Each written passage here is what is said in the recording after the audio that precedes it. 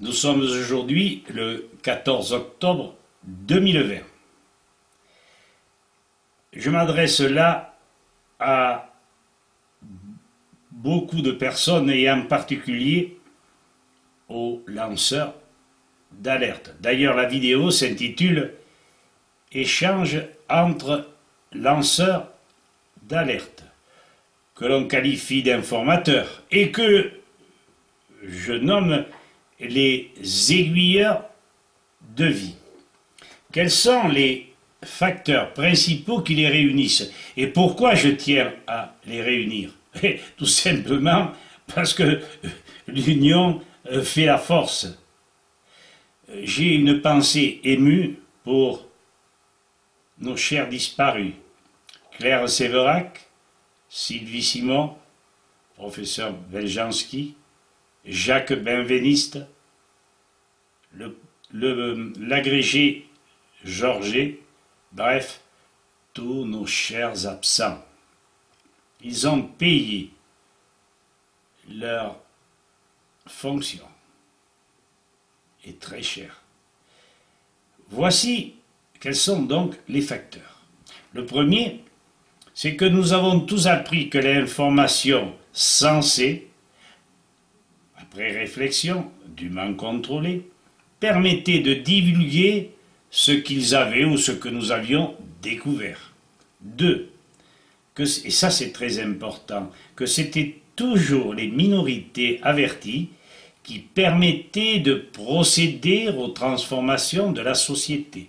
Ne me dites pas le contraire, c'est largement prouvé. 3. Que la multiplication des informations finisse par tuer ces dernières.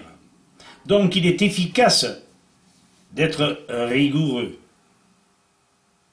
court, et s'en tenir à l'essentiel, après maintes réflexions. 4. Il ne faut pas être ridicule, n'est-ce pas? 4. Ne point vouloir paraître, servir des causes nobles. Pour moi, les enfants sont sacrés, et les citoyens, bien sûr.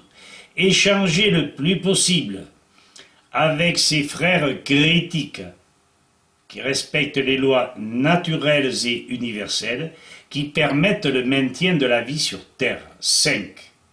On ne s'investit pas dans ce secteur pour gagner de l'argent, du moins je ne crois pas.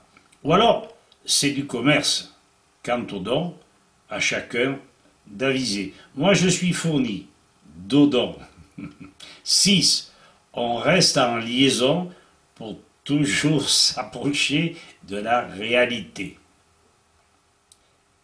Comment agir pour garder d'étroits contacts? Eh bien, il faut donner l'exemple. Je ne recite pas ces lanceurs que tout le monde connaît, et vous les connaissez mieux que moi-même, puisque moi, j'ai très peu d'abonnés. Mais sachez que je m'avance en vous disant qu'il est possible d'adresser, il m'est possible d'adresser à toute personne qui en fait la demande par mail à jacques.dodon@orange.fr, de les instruire sérieusement par fichier joint, scientifique la plupart du temps, sur le contexte politico-sanitaire actuel. Je suis comme un bon chercheur de cèpes. Je trouve très rapidement les documents, les vidéos et autres textes, et je sens s'ils sont valables, s'ils peuvent nous amener sur les chemins de la vérité ou pas. Donc, je reviens à la personne qui me demandera ces documents, saisira démonstration à l'appui, par exemple, l'obligation non fondée et ascientifique du port du masque. Le mensonge complet sur la pandémie actuelle est passé. Mon Dieu, je ne pensais pas que nos adversaires avaient une telle imagination diabolique. La dangerosité de beaucoup de fréquences électromagnétiques, les vaccins, n'en parlons plus, j'en ai la tête pleine.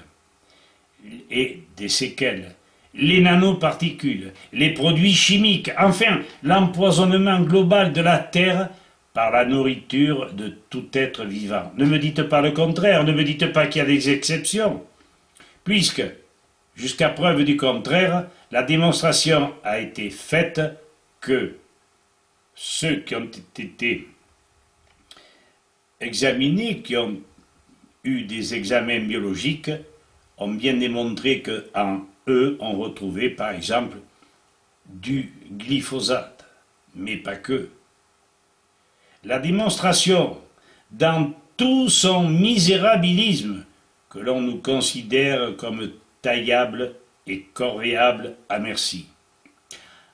Avons-nous envie d'aller à l'abattoir avant d'être quelque temps de parfaits esclaves? Moi, je ne supporte ni le masque, ni les vaccins, ni la connerie gouvernementale.